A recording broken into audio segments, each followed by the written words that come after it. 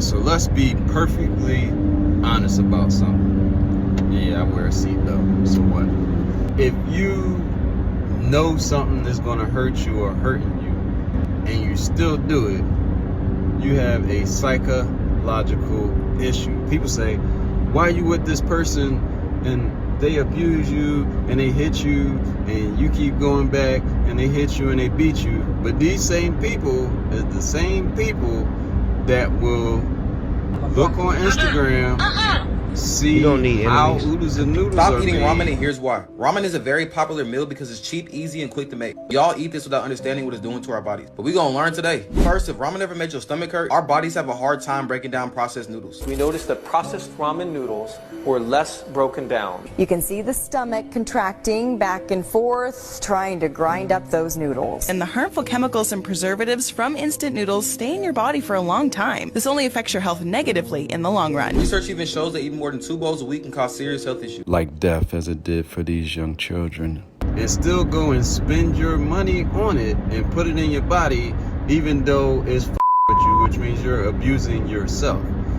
Which we got to be honest and understand that it's some really deep-rooted psychological issues going on. Because if you is out here buying food and you see and know exactly what's happening. Hey, y'all hear about this? 80% of Americans test positive for a chemical found in Cheerios, Quaker's Oats, and may cause infertility and delayed puberty. Exactly what's happening, how it's being created, what they're doing to the chickens, what's happening to everything. You're seeing what it's doing to people's health and everything else, and you're still buying it.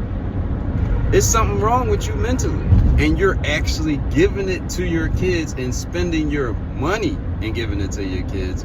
It's even more psychologically an issue because you picked it out and everything.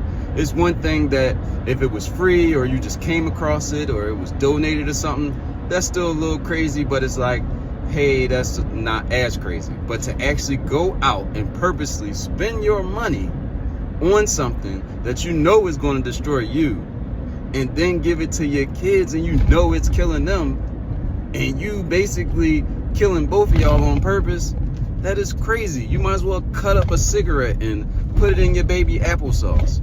Or smoke a cigar or give your child a cigar and have them smoke it, because that's technically what you're doing to their body when you letting them have these crazy foods.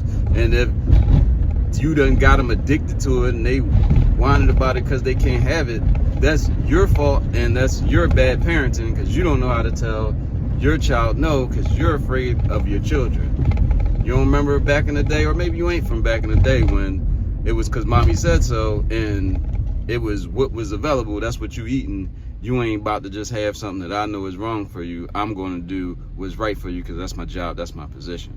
So never forget the position that God put you in.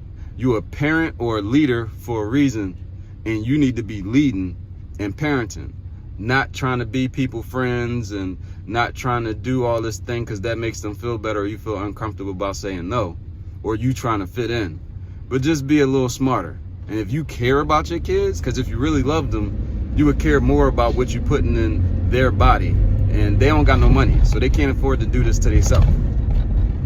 And you would care more about you putting in your own body because you would want to be here longer and healthier for them so you can actually be there to protect them. Because ain't nobody else going to care but you. And if you don't care, they not going to care. So it's your job to care for them. But we got to start paying attention. Like, I just had to get this off my chest. My conscience won't let me continue to watch grown people poison their kids around me. And if you poisoning your kids, I'm gonna let you know. And you can play semantics all you want, and you can say we can't control it and they poison everything so it don't matter. No, it do matter, because you could at least try.